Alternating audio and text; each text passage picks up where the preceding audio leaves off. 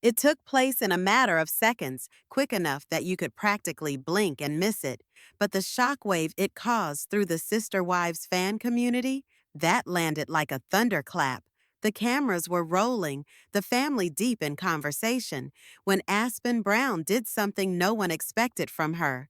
She turned to her sister with a voice steady, calm, but loaded with truth. "I'm talking about Mom right now, not about you." It was not teasing. It was not the kind of idle jab that siblings toss back and forth in jest. This was a line drawn, a reckoning, the moment when a daughter, silent for far too long, finally rose up into the light to say what so many who watch have been silently screaming into their television screens for years. And here's the thing. Everyone watching knew exactly who that message was for. Mykelti Brown Padron. This wasn't a stop interrupting me moment. This was about years of underlying tension, about power, loyalty, and the fragile, often unequal balance within the Brown family. Aspyn, who had learned the art of staying in the background, had finally reached her breaking point.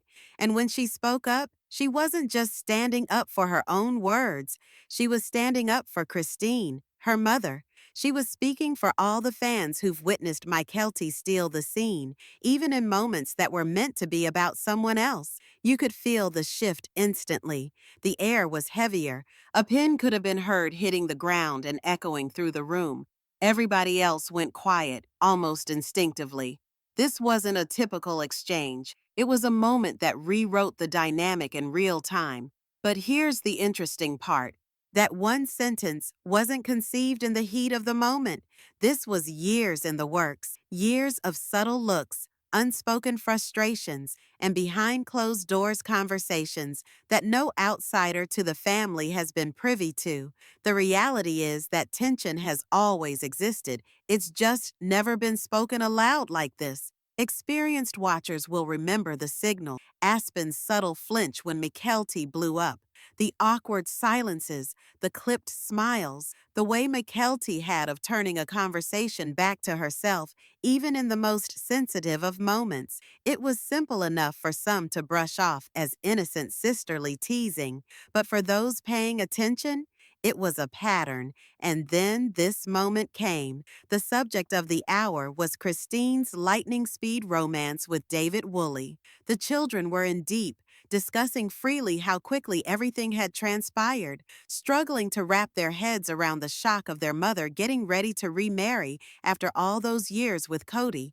It was vulnerable, tender, the type of discussion that warranted room. But Mykelti, in true Mykelti fashion, shifted gears. She began telling her own story, how she'd gotten engaged to Tony after just 2 months, as if Christine's massive life change needed to be reframed through her experiences first. That's when Aspyn stepped in, clear, direct, no hesitation.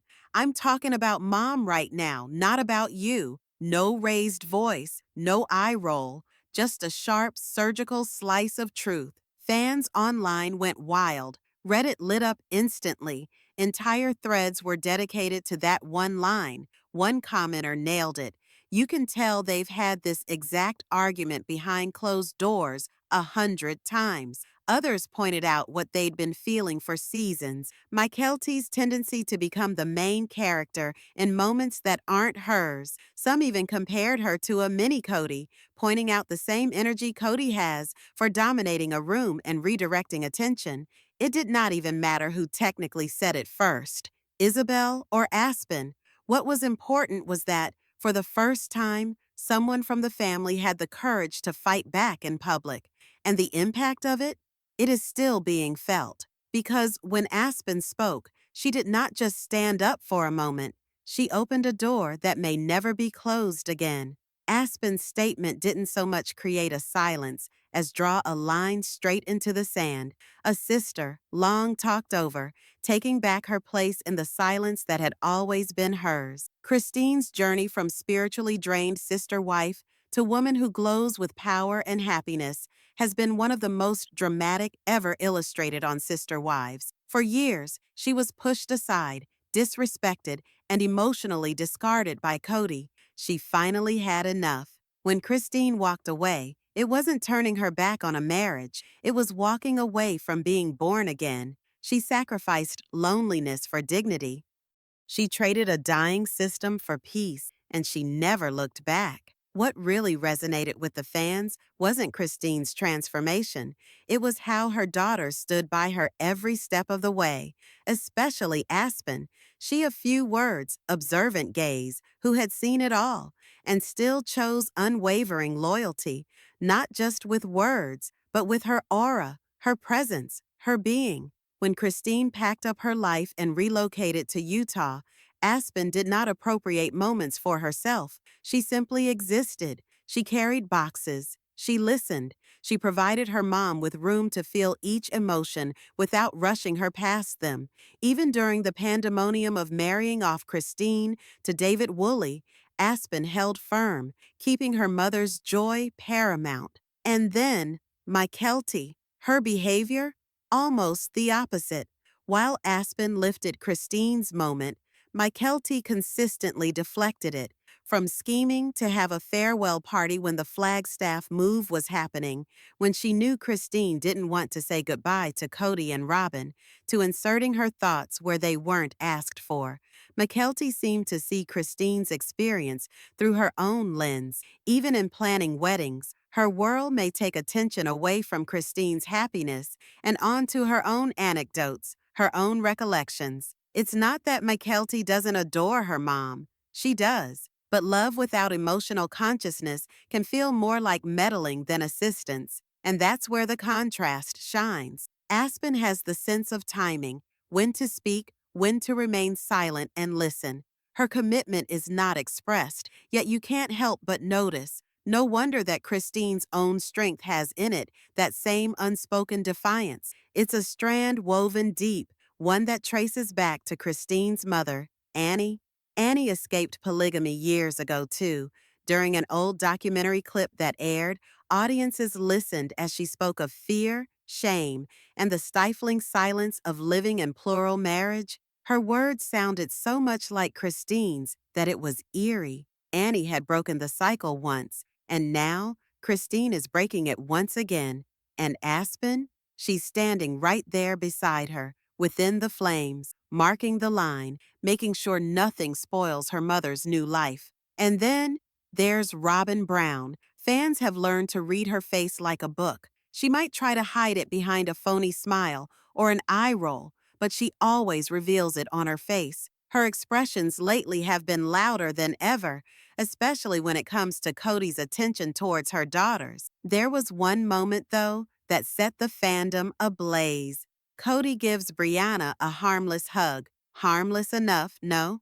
But for a millisecond, Robin's face changes. Her eyes blink. Her smile tightens, almost unnatural. It passes quickly, but the cameras see it all. And in the world of Reddit, it wasn't long before that one arrested moment started to spread. Fans weren't shy. She looked like she wanted to claw his eyes out, one of the comments read. Others said this wasn't the first time they'd ever seen her make that face, not even close. Back to game night last season, and you can almost feel the mood change the moment Kody breaks out of Robin's emotional script. The death stares, the clenched jaw, that palpable change in energy that pulls every eye in the room. It's not raucous, but it's powerful, and it happens every time Kody interacts with someone in a way that Robin didn't orchestrate, initiate, or control. To some viewers, it is raw, outright jealousy. To others, it is something more calculatedly planned. Robin fighting for the right to be the only one and only one top of Kody's emotional hierarchy. And without the other wives there in the picture, the stakes never were higher. But scary part of it is, it's not just us in the audience who can see it. The kids notice. Watch closely in those moments of tension, and you'll see it. Aurora, Ari, even Solomon, they look over at Robin before answering, as if holding their breath for permission. It's a moment so fleeting, so subtle that if you blink and then peek again, you might not notice it. But if you notice it, you can't look away.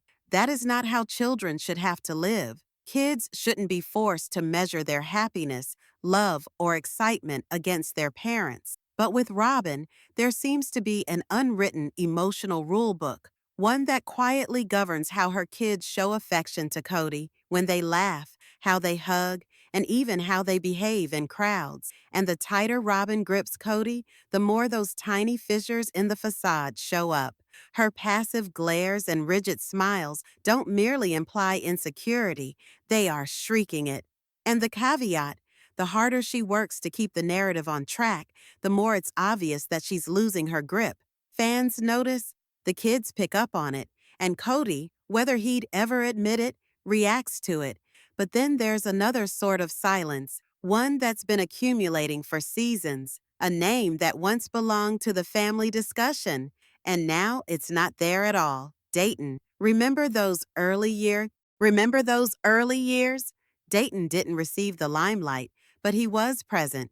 He added to discussions, made appearances at family gatherings, was part of the day-to-day rhythm. During the Vegas years, he appeared on camera often enough that folks felt like they knew him. When the family moved to Flagstaff, he even rode in the RV with Robin. And then, he was gone. No cameos, no mentionings, just nothing. The contrast is jarring when you look at Kody's relationship with Brianna and Aurora today. The emotional favoring is impossible to overlook. Brianna gets tearful eye-to-eye discussions. Aurora gets frequent emotional checks-in and constant reassurance. Their relationship with Kody is trotted out like a centerpiece. Dayton, the son Kody adopted, the one formally, legally brought into the family, has been bumped to the past. Some of the fans speculate, perhaps Dayton's neurodivergence was what put Kody off in ways he does not even realize. Perhaps it was the RV experience that was more difficult for Dayton than any of us knew, causing a rift that never mended. Robin herself has once confessed how difficult it was for him. But whereas the girls held on to Kody tighter in those tough times, perhaps Dayton did the very opposite. Perhaps he pulled away. And that is the tearful part. Kody did not chase after him. That is the gut check for viewers who have been faithful for over a decade. This is not about the child receiving less camera time. It's about a dad choosing to stay away when his son left. Because now, when Kody talks about his family, his world includes Brianna and Aurora. He puts all his feelings into them, advocates for them, makes sure they are heard. And yet, Dayton's name isn't even mentioned. It's no longer just favoritism. It's emotional neglect, acted out in broad daylight, and the fans aren't letting it slide. They're talking about it, tweeting it, posting vintage along with new to prove the difference. For love isn't all about the children who cling tightest. It's about being steady for the ones who roam. And in Dayton, silence speaks louder than Kody will.